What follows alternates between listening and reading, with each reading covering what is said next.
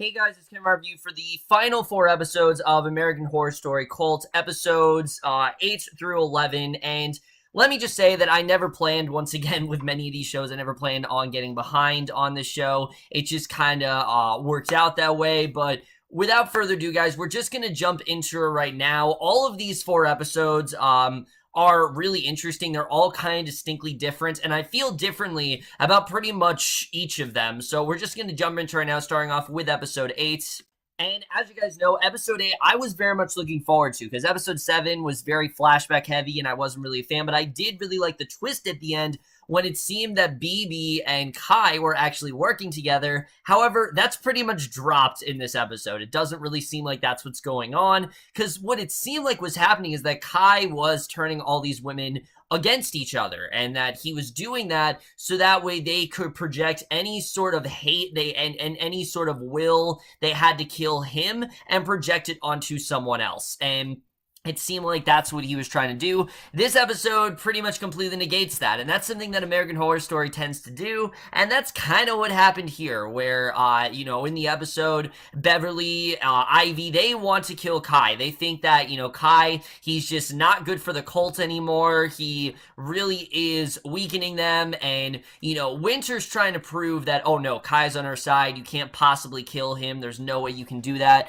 We go all the way back to 2015. We get a bit of context between these two, where apparently they've had a history of killing all the way back to 2015, where there was this character, Pastor Charles, and basically he invites them to this judgment house, and he tells them that they never speak of what they see inside. They go in, and it reveals this woman on a gurney saying that she killed her child, and the woman tells them that it isn't a show. Charles kidnapped her and is doing it to her, and basically he was kind of like the first victim, and ever since then, this kind of prompted Kai's urge to kind of fix the world and turn things around, and he kind of got addicted to what he did. So ever since then, this admits that Kai, she admits that Kai went deeper into the dark web after he killed Charles, and she says that Kai has lost her way, but will go to him and, try, but she will go to him and try to convince him as best she can.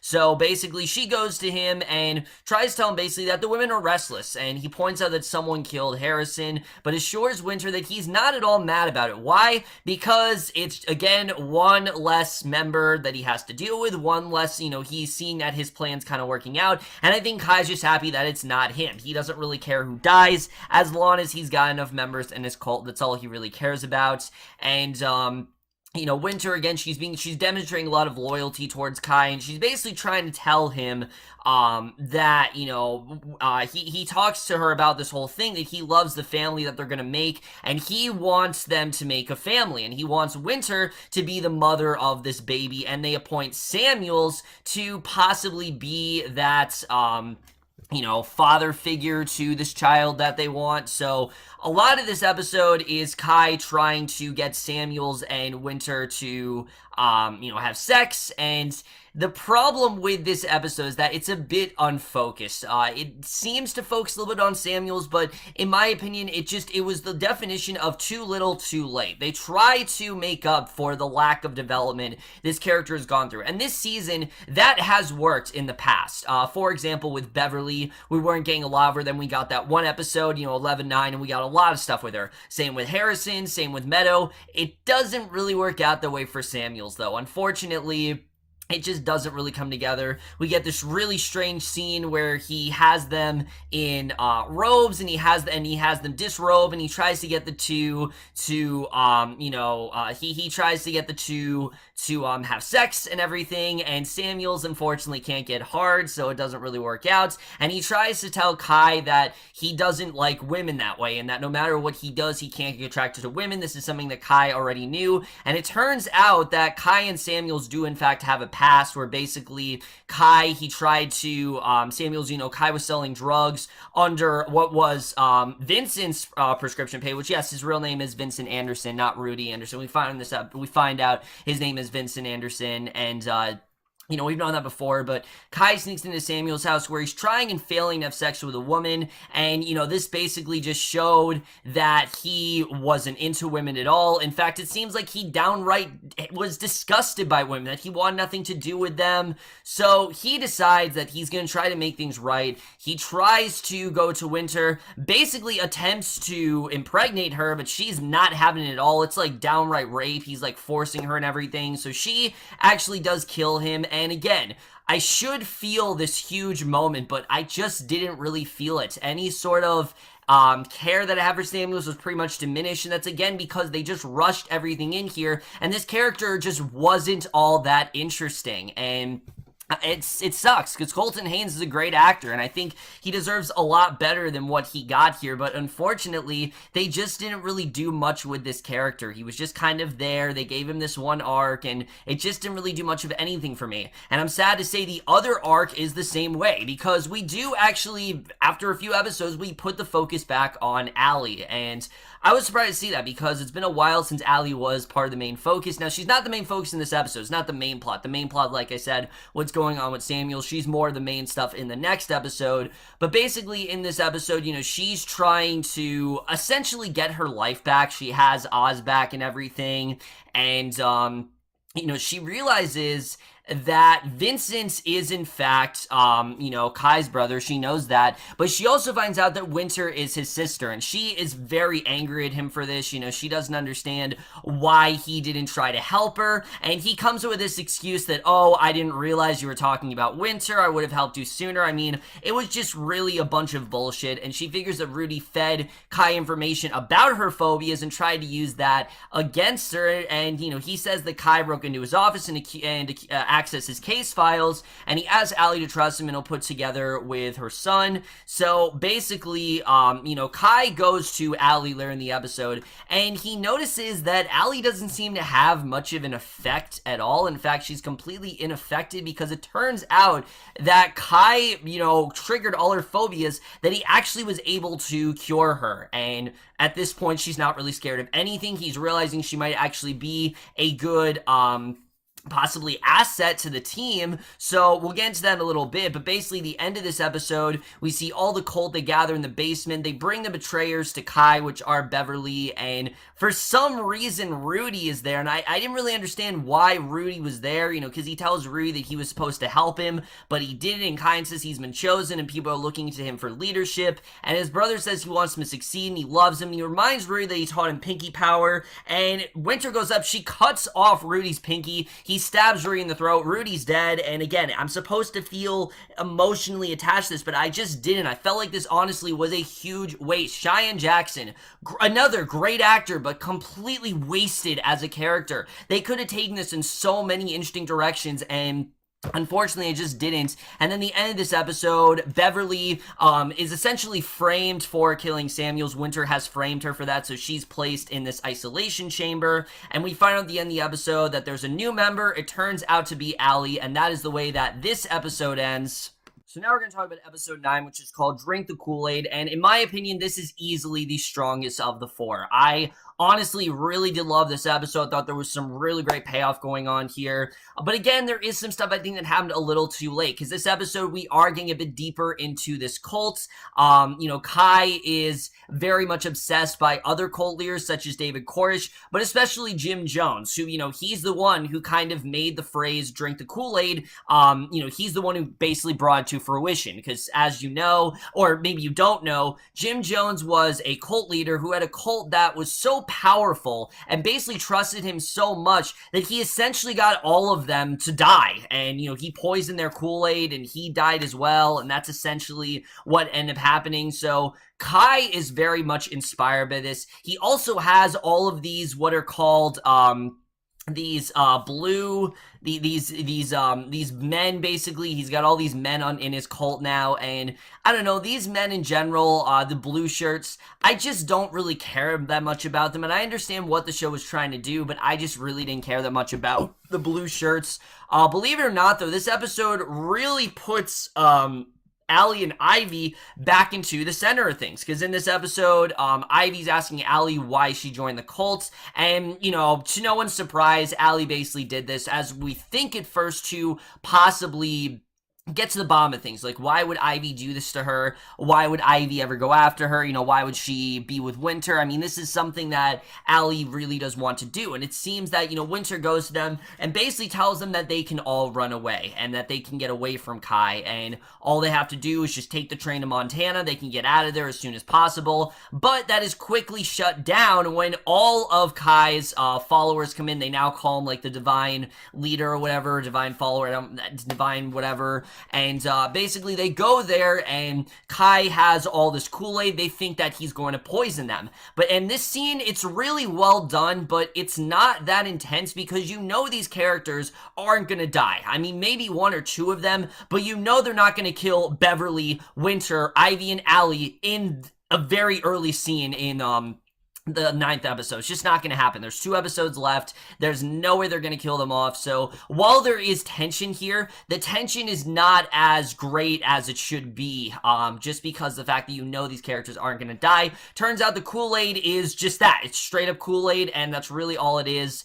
Really, what Kai's main mission is to recruit Oz, and what he does is he brings Oz in on what's going on. He ends up kidnapping him, and he tries to make Oz think that he is his biological father. And the thing is, Kai is such a good way with words that Oz really does believe, and also because Oz is, you know, very young, he'll believe anything that, you know, Kai tells him. He starts referring to him as his dad throughout the episode, and needless to say, Allie is very dismayed about this. She's going to Kai, you know, asking him, what the hell are you doing? But Kai gives her an ultimatum that, hey, you know, I will be completely, you know, I won't kill you guys. I will leave you alone. If you let Oz here for an hour, you know, if you let him spend the night, then I will just leave you guys alone and you can just go on with your lives and everything will be fine. So it seems like that's kind of what happens. Allie's okay with that. But then we get a scene between Allie and Ivy where you're thinking that, okay, now they're making amends, now they're on good terms, they're just going to try to be normal again. And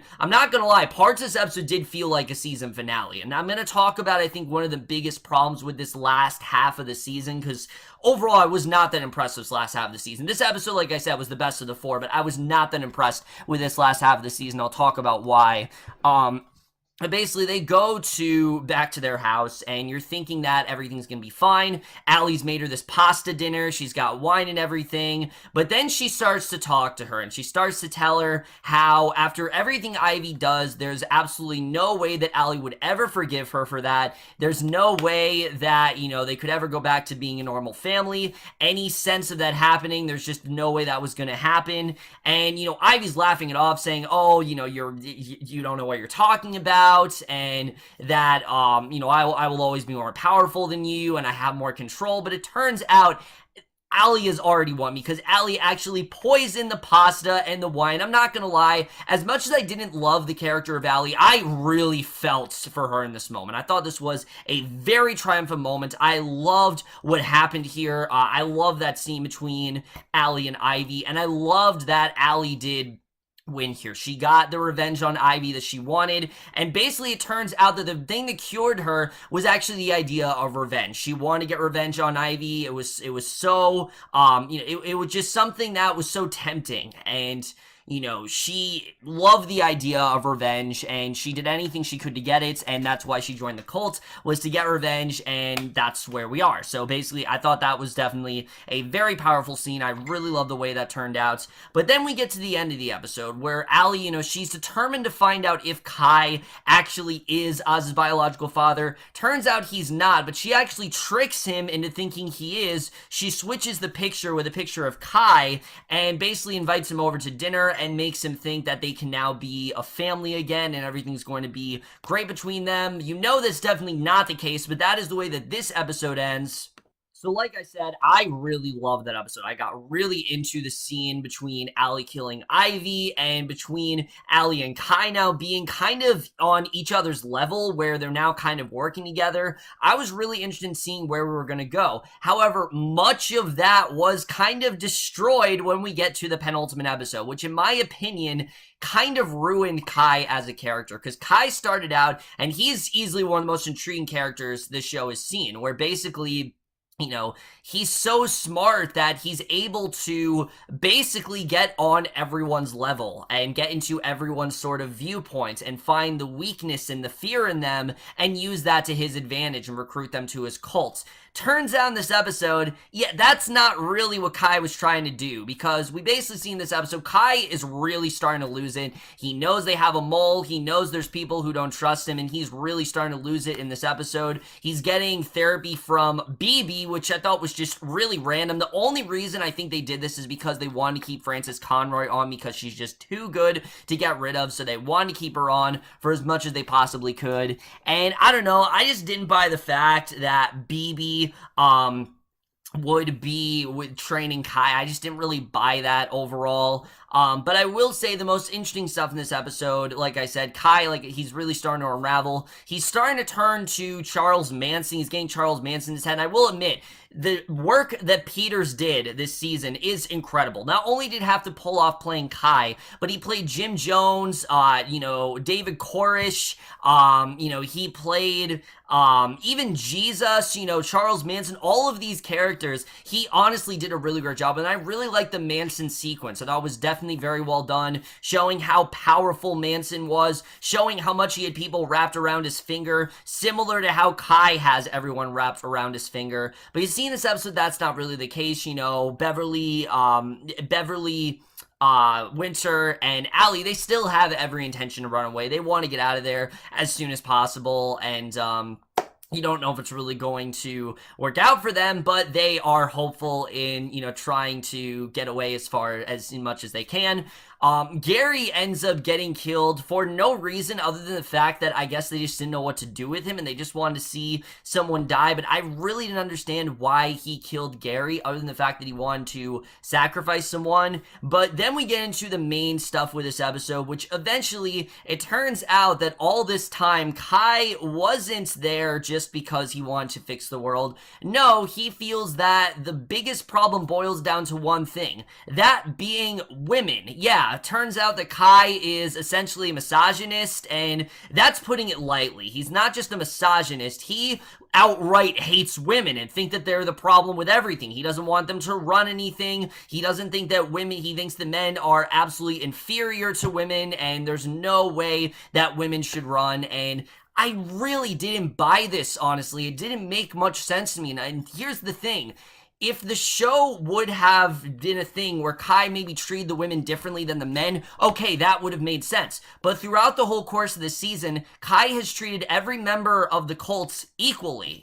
He's given Beverly the same as he's given Harrison. He's treated Harrison the same as he's treated someone like Gary. He hasn't treated two members differently, so it didn't make sense to me why suddenly he is against women. The only reason I think they did this is because they didn't know how to end the show, and they needed to make it so Allie had a reason to go after Kai, which, I don't know, this really didn't work for me, I have to say, and especially when we get to the end of the episode, where it turns out that he realizes that Winter realizes kind of the mole, and, the Winter is slipping away. She clearly is not interested in the cults anymore, and it seems like he's gonna let her go on her way. He's gonna let her leave to Montana. It seems like he's giving her the chance, but instead, all of his men gang up on Winter, and Kai commits the biggest sacrifice of all, where he actually ends up killing Winter. He strangles her. You see how much this does affect him, and he kisses her forehead, now that she's dead,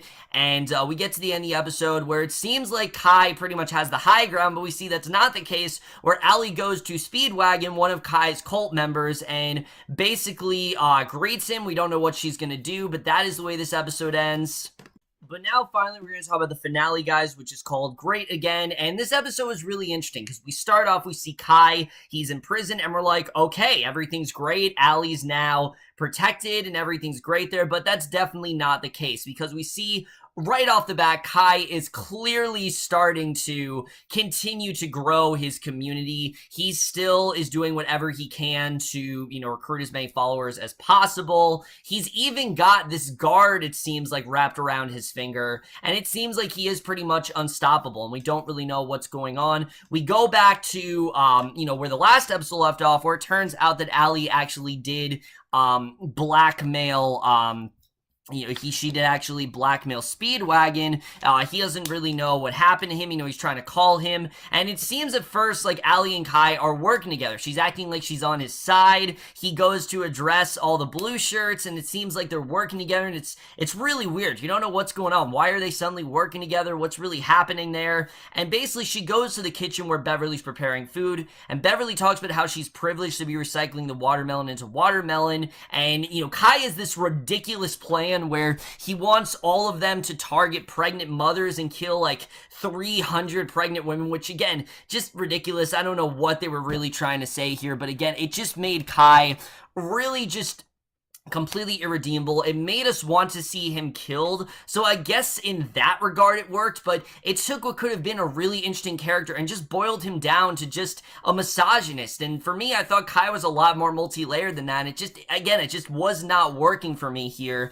What does work is when you find out that Speedwagon actually tells Allie that the cops knew that Samuels was dirty, and they busted Speedwagon but offered to drop the charges if he infiltrated the gang and found out about Samuels, and she confirms that Speedwagon is actually working for the state police. Yeah, while he was on Kai's side, he was working for the state police the entire time, and Speedwagon figures that Kai will kill him, and once he says the device is a recorder, not a transmitter, she stabs him in the chest, having all the information that she needs, and she tells Kai that Winter was innocent, and Speedwagon actually set her up, that it wasn't Winter, it was in fact Speedwagon who was the mole. And I thought that was a great reveal, realizing that it wasn't Winter, that Winter was loyal to Kai to the very end. Even though she was willing to run away, she still was loyal to Kai, and I honestly really did love seeing that. They really did a good job of fixing Winter as a character, because remember in the beginning of the season, I really wasn't into her.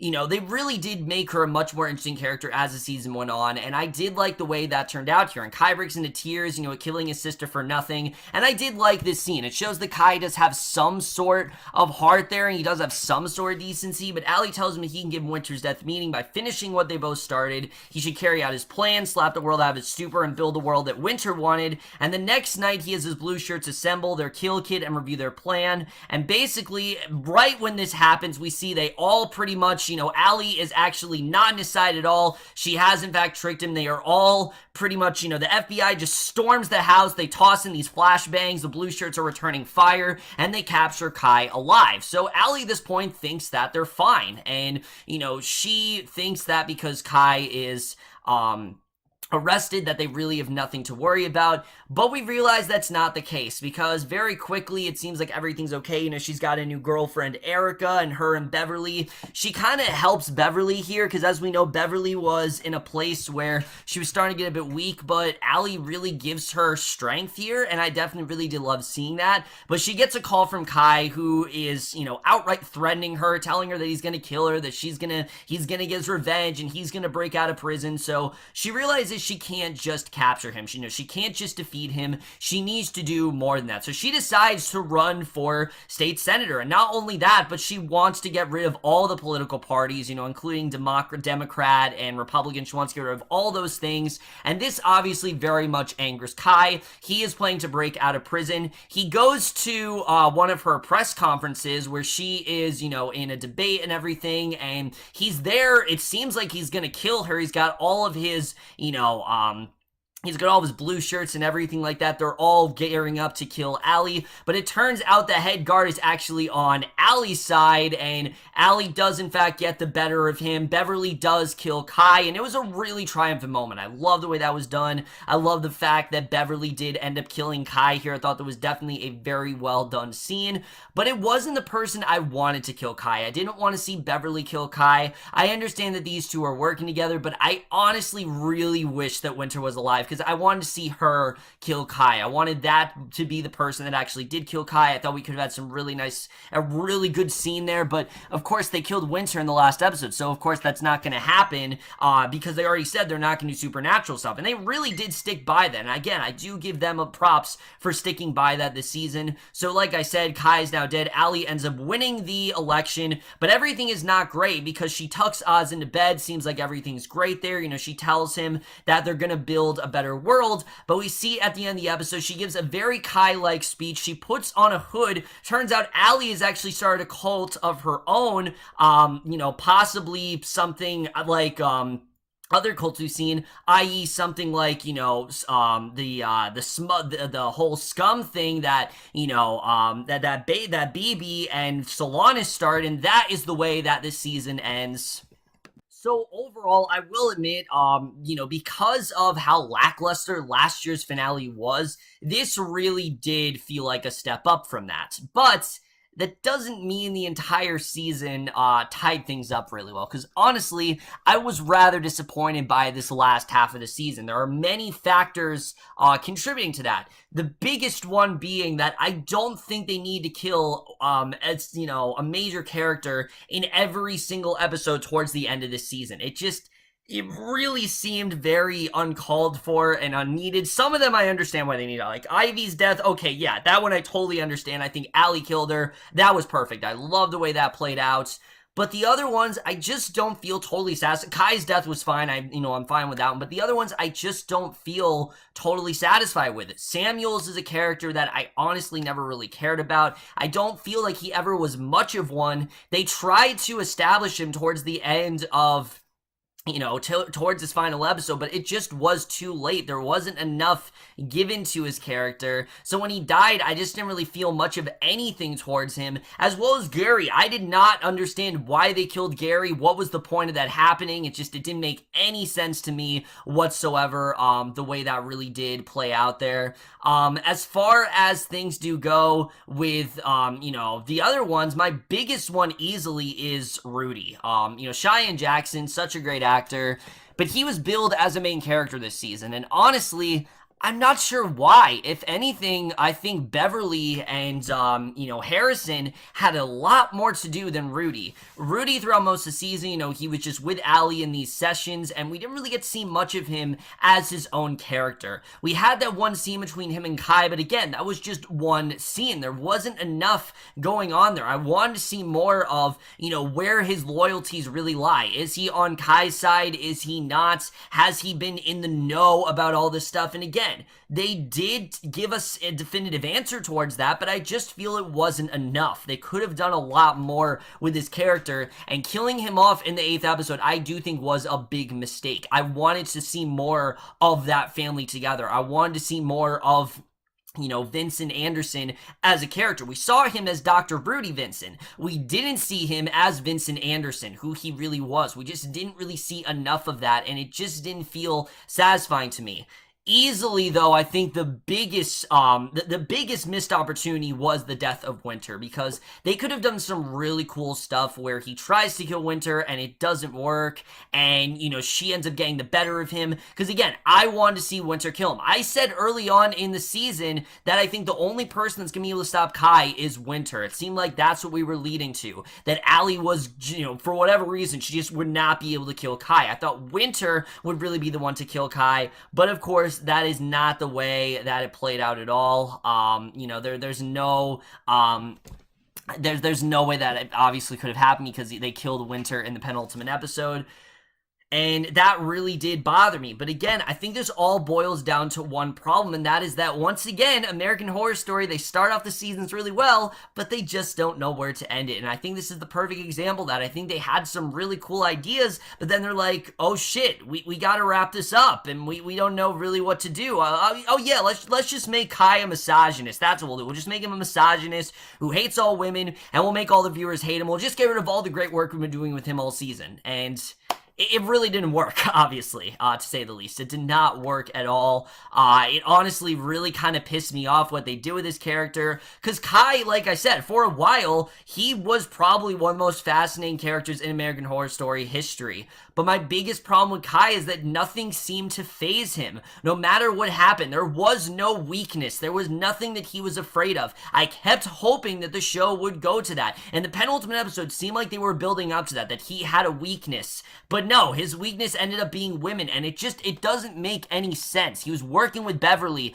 just fine. He was working with Ivy just fine. There was no point in the show where it seemed like, oh, he outright despises women. It didn't seem that way to me. So I don't understand why they took it in that direction. It really didn't work for me at all, and you know, it did kind of ruin the ending. But the finale, I will admit, was definitely well done. While it was well done, I just feel it was still a bit of a missed opportunity. They took Kai in this direction that just made him far more one-dimensional than I wish that he could have been. I wish he could have been more multi-layered. I wish he could have been more of an interesting character, but it just seemed like they didn't know where to go with his character. Evan Peters, you know, he really brought it this season. He was incredible this entire season. This is arguably, in my opinion at least, his best performance, I think, on the entire show. Easily.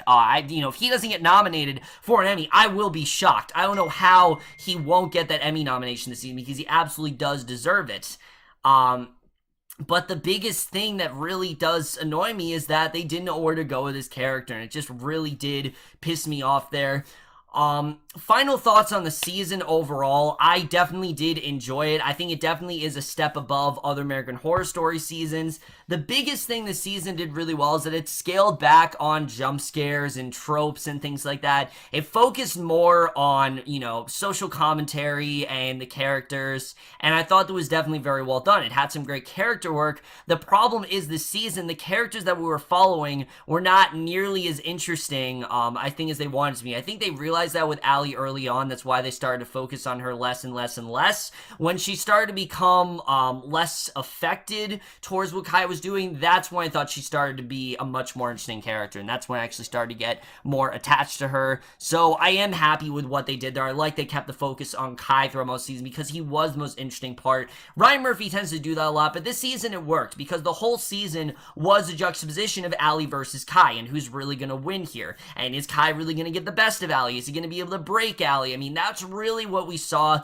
all season. So I do think that this season did have a bit of a through line up until the reveal with Kai. That really is it for me. You know, I think other than that, they did do a good job with keeping things consistent and having a consistent story. I think they did do that pretty well. There were a lot of things, like I said, that were huge missed opportunities. A lot of the cults as well, I think we could have dived a bit deeper into, like stuff with Manson and stuff with Jones. It should have happened throughout the season. Like, we should have been telling multiple stories. Like, I thought that's what this was going to be. Like, we would have gotten, like, you know, half of the episode be about David Koresh and half of it be about Jim Jones, half of it be about, you know, the present story. That would have been really cool if they did that, but I guess they just didn't have the time. So I mean, it worked, but I don't think it worked as strong as it could have.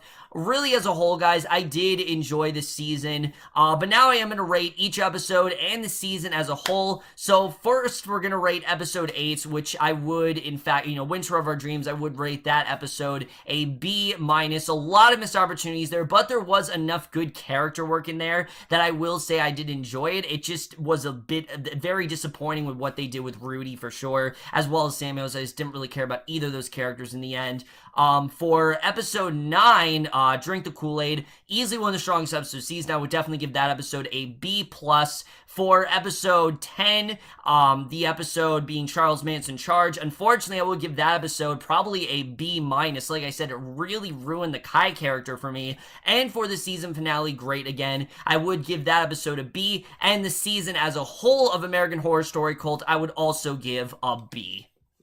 But overall, guys, that's it. American Horror Story Cult is now over. Let me know what you guys saw this season overall, left your thoughts in it. Thank you guys for watching my reviews for the whole season. That's it for this video. Hope you guys enjoyed. See you guys in my next video, and I will see you guys for that. Okay, bye.